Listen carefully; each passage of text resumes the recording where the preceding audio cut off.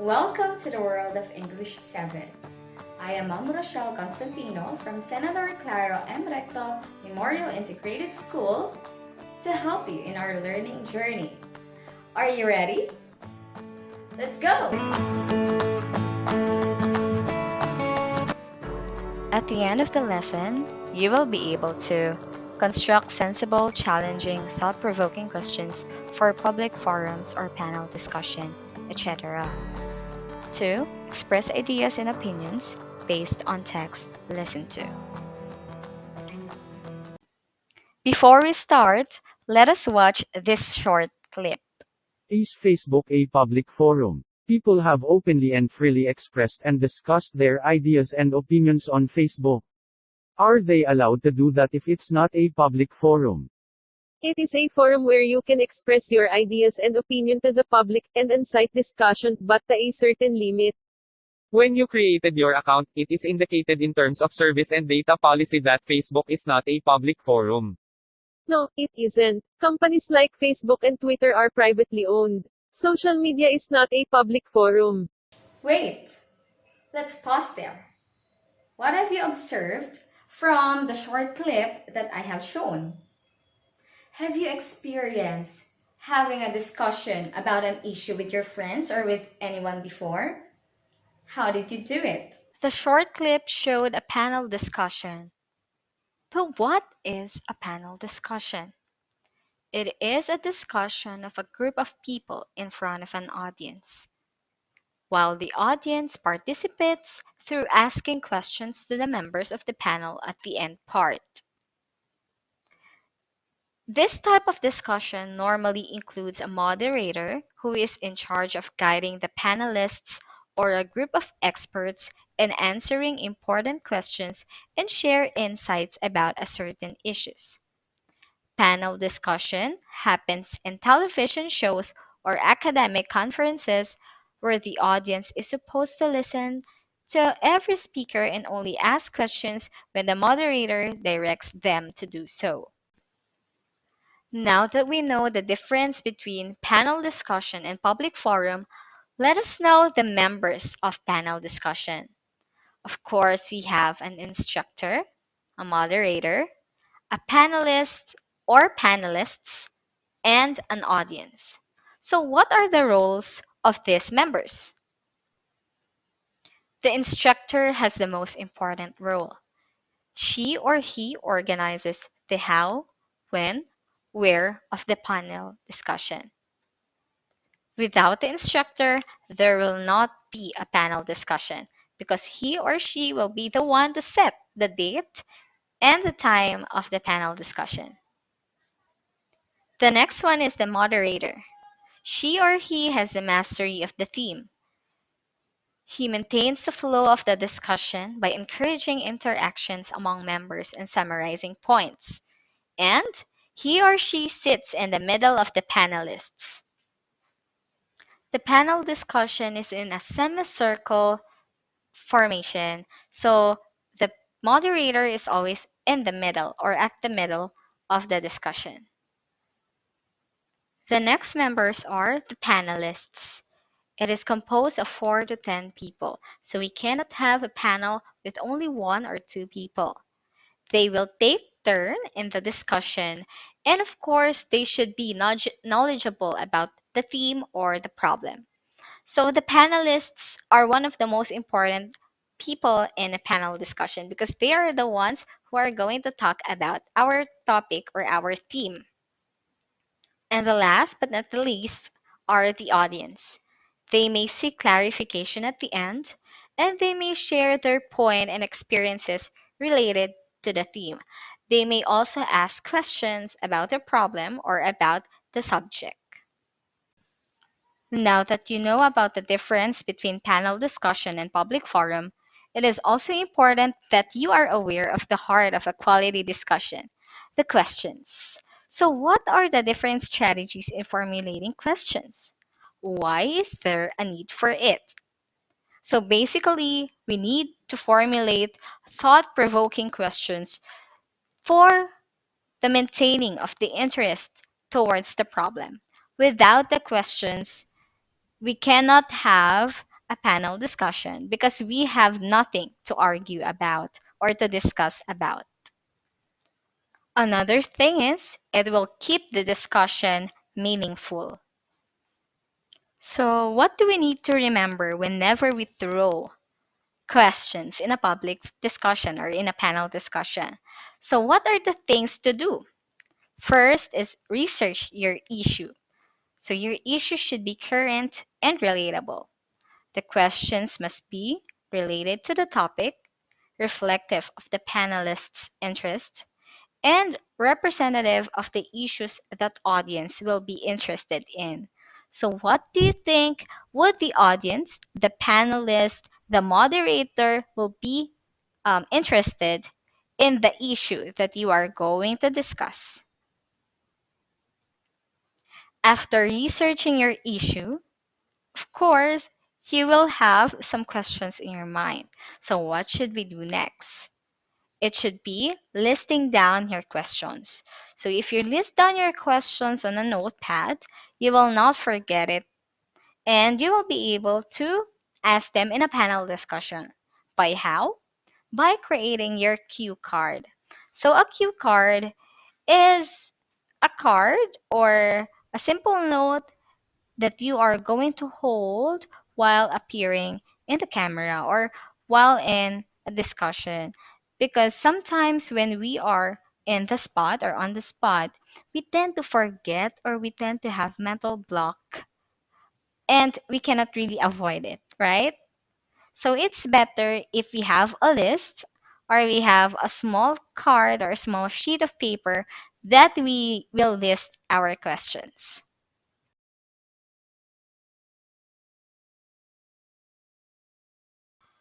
The first type of question is the problem solving process. These are the questions that make the other person assess, diagnose, and think of a possible action.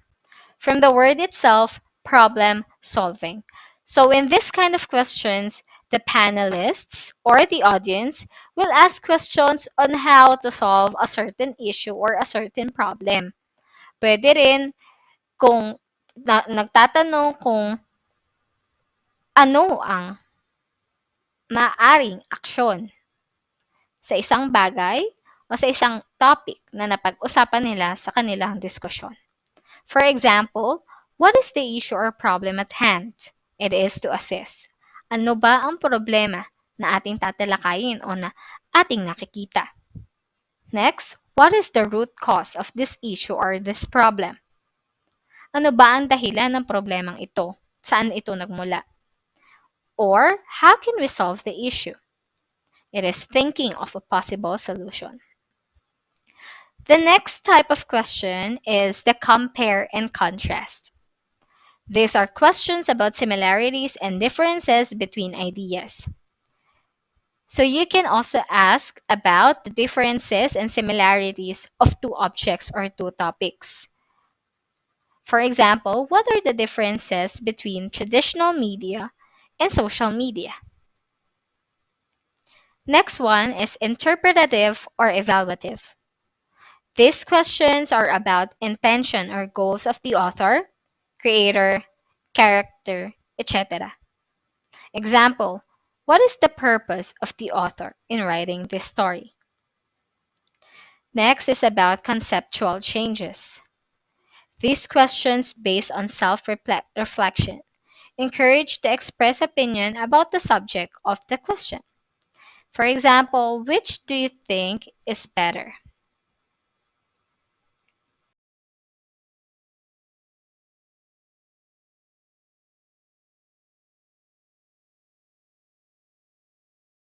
The last type of question that we can ask in a panel discussion are questions about moral or ethical dilemmas. These are the questions that make the other person think whether something is morally or ethically correct. When we say dilemma, it is a difficult situation or problem, or it is a situation in which a difficult choice has to be made between two or more alternatives, especially equally undesirable ones. So, when we say dilemma sa Tagalog, mamimili ka sa dalawang bagay o sa dalawang choices na parehas hindi naman maganda. Okay? So, that is why it is called dilemma. Diba? For example, is it okay to let another person answer your module for you? Why or why not? Another example is, will you hate the enemy of your friend if he or she didn't do anything bad to you?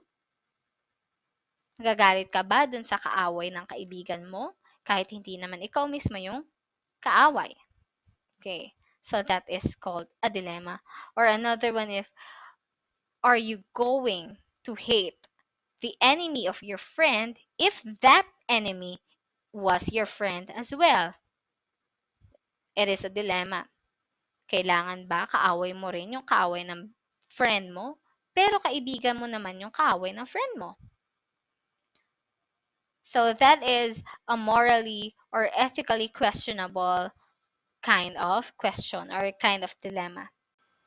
After learning the different types of questions, let us identify the kind of thought-provoking question presented in each number. Choose your answer from the box below and write it on your paper. This will be learning task 1 in your LEAP. So please get your LEAP or your worksheets so that we can answer all together. The choices will be problem-solving process, compare and contrast, interpretative or evaluative, conceptual changes, personal exploration, and moral or ethical dilemmas. So you are just going to choose what type of question each number is given. Number 1. What is the purpose of writing fake news on Facebook? 2. What would you do if someone openly criticized you on Facebook? 3. What is the difference between constructive criticism and bullying on Facebook? 4. Is it ethical to express and pour out your anger over someone on Facebook where everyone can read them? And 5. How can we be a responsible and wise social media user? What type of questions are each of the following? I will give you 10 seconds to answer. Time starts now.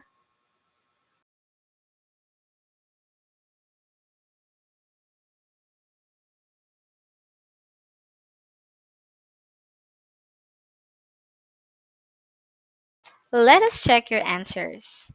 Please have your answers and pen ready. Number 1. What is the purpose of writing fake news on Facebook? So it is interpretative and evaluative type of question. Why? Because it is asking about the goal, the purpose of something. Okay, and that the purpose is writing fake news on Facebook. 2. What would you do if someone openly criticized you on Facebook? The answer is, it is personal exploration. Why is it personal exploration? Because it asks you about what you are going to do. It is your personal connection to the question or to the topic, which is Facebook. Number 3, what is the difference between constructive criticism and bullying on Facebook? So we see here that we have similarities. I mean, the difference between constructive criticism and bullying. So it is comparing and contrast. 4, is it ethical to express and pour out your anger over someone on Facebook where everyone can read them? The answer is moral or ethical dilemma. Very good. Why is it a dilemma? Because you really want to rant on someone or to tell how much how angry you are on someone. But you also worry because it is on Facebook and everyone can read what you write on Facebook, especially if they are your friends. So it is really a dilemma. Number 5, how can we be responsible and wise social media users? That is a problem solving process because we are asking for a to solution on how to be wise social media use. Did you get perfect score in our first learning task? Great. Now let us try and practice again by matching column A with column B to create a thought-provoking question. So you are just going to write the letter of your answer before each number. So for column A, this will be the first half of the question, and for column B, it will be the last half of the question. You are just going to match if they are compatible or if the questions match each other. For number one, what do you feel? Two, which do you think is better? Three, what can you do? Four, what is the difference? Five, what is the purpose? For column B, letter A, to be rich or to be intelligent. B, between ignorance or indolence. C, to solve the problem. D, when you see a rainbow. Letter E of the speaker. Let's try answering number one. What do you feel? Which letter in column B is the correct match or combination for question number one? Is it what do you feel to be rich or intelligent? What do you feel between ignorance and indolence? What do you feel to solve a problem? What do you feel when you see a rainbow? Or what do you feel of the speaker? It is what do you feel? Letter D, when you see a rainbow. This type of question is personal exploration because it is a type of question that you're going to ask to find connection between the person you are asking and the topic that you are talking about. Okay? So I'm going to give you 10 seconds to answer number 2 to 5. Ready? Go!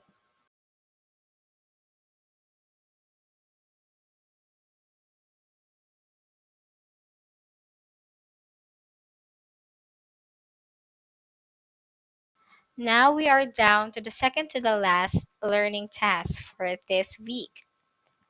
Let's answer learning task number 3. Complete each question by choosing the appropriate phrase or clauses. So this is almost the same as learning task 2, in which you are going to choose the correct combination of the half of the question in each choices or in each number. But we have a clue here. So for number 1, the clue is conceptual change. So you are going to find the half of the question which is asking about a conceptual change. For number 2, it is about personal exploration. 3, comparing and contrast.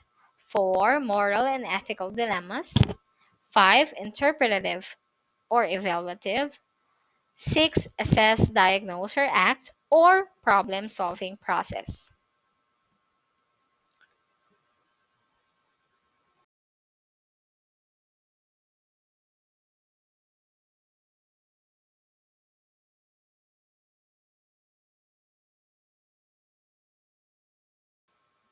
For your final task, listen to a panel discussion and imagine you are part of the audience. Then, prepare 6 questions for the panelists by using the question frames below. You are just going to add words or to make questions with the guides here. So the guides are, what is the purpose of? What would you do if? What is the difference between? Is it correct to? What can you do to? Don't you think it's better if? Okay, are you ready to listen to the panel discussion? Perfect. Now let us listen all together and I will provide the script for you. Good day, everyone. So, the topic of our discussion are the rights of the Filipinos on the West Philippine Sea. So, we have with us today our panel, Ma'am Rhea Rochelle Owabel, Ma'am Angelique Talisik, and Ma'am Marian Gaurano. So, please introduce yourself and give an introduction about our topics for today. Hello, I'm Rhea Rachel Uwabel. I'm a social studies teacher teaching world history. West Philippine Sea is the sea on the western side of the Philippines, 212 nautical miles for our territorial baseline. That includes the territorial sea and our exclusive economic zone. Its boundary is the South China Sea, which means that West Philippine Sea and South China Sea are not one and the same. They are two different bodies of water. Hello, I'm Angelique Talisik. I'm a social studies teacher teaching contemporary issues. According to United Nations Convention on Law of the Sea, which is an international law which applies to the bodies of water all around the world, the Philippines has the right to explore, use, and manage the natural resources, whether living or non-living, within our exclusive economic zone in the West Philippine Sea. We have the exclusive right to construct, to authorize construction, and to control construction of a structure within our exclusive economic zone. Hello, I'm Marian Gaurano. I'm a science teacher for grade 7. 12% of the world's annual fish catch is from the West Philippine Sea and South China Sea. This is also the source of livelihood of thousands of Filipino fishermen. The West Philippine Sea is also rich in natural gas, which can be used as fuel. The West Philippine Sea is very important to all the Filipinos. It is the source of life for millions of Filipinos and the answer to our long-time problem, which is the source of energy for electricity. China said that it has historical claim over South China Sea, including the West Philippine Sea, and the whole world appears to be believing in their historical narrative that they own South China Sea since 2,000 years ago. What is real and what is not from these historical narratives? China is a very old civilization, that's why it's very easy for them to make their own people believe, as well as the world that it's probably true. So Philippine representative during the South China Sea arbitration make it a point to clarify that issue once and for all, and they did. We won on that issue, borrowing the term used by retired Justice Antonio Carpio to say that China has historical claim over the South China Sea is the fake news of the century. They do not have any map or historical evidence that can prove their claim. We won on that arbitration, but still many of the features in the West Philippine Sea is occupied by China. One of the notable incidents is what they did to Panganiban Reef, also called Mischief Reef. What is the significance of that incident? That is only one of the many islands in the China occupy. First and foremost, Philippines remains to be the one who has the sovereign rights over Mischief Reef, and we must never give up on that. Right now, it has become an artificial island, but originally, it is a low tide feature. It doesn't have a territorial sea, it doesn't have an exclusive economic zone, and it is part of our continental shelves that right to build a structure over the rock is the Philippines. Whenever China built infrastructure on those rocks, they caused permanent and irreparable harm to the coral reef ecosystem. It is home to 34% of the world's coral reef. The South China Sea is the birthplace and cradle of the marine life. Now we have reached the end of our lesson. Did you learn a lot? If you did, that's very good. Again, I am Ma'am Rochelle Constantino from Senator Clara M. Recto Memorial Integrated School, signing off.